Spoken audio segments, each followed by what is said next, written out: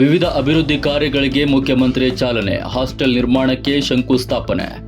ಮಂಡ್ಯ ಜಿಲ್ಲೆಯ ಬಾಲಕರ ವಿದ್ಯಾರ್ಥಿ ನಿಲಯದ ಕಟ್ಟಡ ನಿರ್ಮಾಣಕ್ಕೆ ಮುಖ್ಯಮಂತ್ರಿ ಸಿದ್ದರಾಮಯ್ಯ ಇಂದು ಶಂಕುಸ್ಥಾಪನೆ ನೆರವೇರಿಸಿದರು. ಇದಕ್ಕೂ ಮುನ್ನ ಅವರು ಮೈ ಶುಗರ್ ಕಾರ್ಖಾನೆಯ 30 ಮೆಗಾವ್ಯಾಟ್ ಟರ್ಬೋ ಜನರೇಟರ್ಗೆ ಪ್ರಾಯೋಗಿಕ ಚಾಲನೆ ನೀಡುವುದರ ಜೊತೆಗೆ ವಿವಿಧ ಅಭಿವೃದ್ಧಿ ಕಾರ್ಯಗಳಿಗೆ ಚಾಲನೆ ನೀಡಿದರು. ಈ ಸಂದರ್ಭದಲ್ಲಿ ಜಿಲ್ಲಾ ಉಸ್ತುವಾರಿ ಸಚಿವ ಎನ್. ಚಲುವರಾಯಸ್ವಾಮಿ, ನಗರಾಭಿವೃದ್ಧಿ ಮತ್ತು ನಗರ ಯೋಜನೆ ಸಚಿವ ಬೈರತಿ ಸುರೇಶ್ ಸೇರಿದಂತೆ ಮತ್ತಿತರರು ಉಪಸ್ಥಿತರಿದ್ದರು. ಬಳಿಕ ಮುಖ್ಯಮಂತ್ರಿ ಸಿದ್ದರಾಮಯ್ಯ, ಮಂಡ್ಯ ಜಿಲ್ಲೆಯ ಸಮಗ್ರ ಅಭಿವೃದ್ಧಿಗೆ ಸರ್ಕಾರ ಸಿದ್ಧವಾಗಿದೆ. ನೂತನವಾಗಿ ನಿರ್ಮಾಣವಾಗುವ ವಿದ್ಯಾರ್ಥಿ ನಿಲಯದಲ್ಲಿ ಎಲ್ಲಾ ವರ್ಗದ ಬಡ ವಿದ್ಯಾರ್ಥಿಗಳಿಗೆ ಅವಕಾಶ ಕಲ್ಪಿಸಲಾಗುವುದು. ಹಿಂದುಳಿದ ವರ್ಗಗಳ ಮತ್ತು ಗ್ರಾಮೀಣ ಮಕ್ಕಳ ಶೈಕ್ಷಣಿಕ ಅನುಕೂಲಕ್ಕಾಗಿ ನೂತನ ವಿದ್ಯಾರ್ಥಿ ನಿಲಯ ಅಗತ್ಯವಿದ್ದು, ಹಾಸ್ಟೆಲ್ಗಳ ನಿರ್ಮಾಣಕ್ಕೆ ಸರ್ಕಾರ ಚಿಂತನೆ ನಡೆಸಿದೆ. ಜಿಲ್ಲೆಯ ಸಕ್ಕರೆ ಕಾರ್ಖಾನೆ ಉಳಿವಿಗಾಗಿ ಹಾಗೂ ಅಭಿವೃದ್ಧಿಗಾಗಿ ಕಾಂಗ್ರೆಸ್ ಹಲವಾರು ಕಾರ್ಯಕ್ರಮಗಳನ್ನು ರೂಪಿಸಿದ್ದು, ಇದರೊಂದಿಗೆ ಕೃಷಿ ಅಭಿವೃದ್ಧಿಗೆ ಸಹ ಹೆಚ್ಚಿನ ಒತ್ತು ನೀಡಲಾಗಿದೆ ಎಂದು ಹೇಳಿದರು.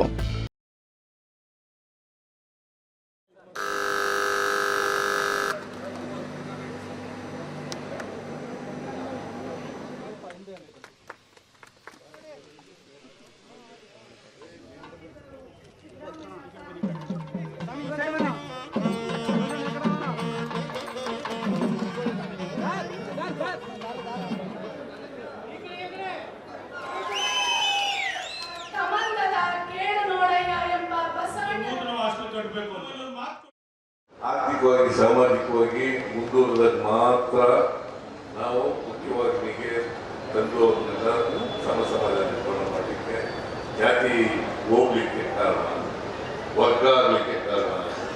ನಾವು ಹೇಳುತ್ತಲೇ ಇದ್ದೀವಿ, ನಮ್ಮ ಸಂವಿಧಾನ ಹೇಳುತ್ತೆ, ಬಾಬಾ ಸಾಹೇಬ್ ಅಂಬೇಡ್ಕರ್ ಅವರು ಕೊಟ್ಟಿರ್ತಕ್ಕಂಥ ಸಂವಿಧಾನ ಏನು ಹೇಳ್ತಾರೆ ಅಂತಂದ್ರೆ, ವರ್ಗರಹಿತವಾದಂಥ, ಜಾತಿ ರಹಿತವಾದಂಥ, ಎಲ್ರಿಗೂ ಸಮಾನ ಅವಕಾಶಗಳನ್ನು ಕೊಡ್ತಕ್ಕಂಥ ಸಮಾಜ ನಿರ್ಮಾಣ ಆಗಬೇಕು. ಅದಕ್ಕೆ ನಾವು ಪ್ರಯತ್ನವನ್ನು ಮಾಡ್ತಾ ಇದ್ದೀವಿ. ಆ ಪ್ರಯತ್ನದಲ್ಲಿ ಸ್ವಲ್ಪ ದೂರ ಸಾಗಿದ್ದೀವಿ, ಇನ್ನೂ ಬಹಳ ದೂರ ಸಾಗಬೇಕಾಗಿದೆ. ಆ ದಾರಿಯಲ್ಲಿ ನಡೀತಾ ಇದ್ದೀವಿ ಅಂತಕ್ಕಂಥ ಮಾತುಗಳನ್ನ ಹೇಳಲಿಕ್ಕೆ ಬಯಸ್ತಾರೆ.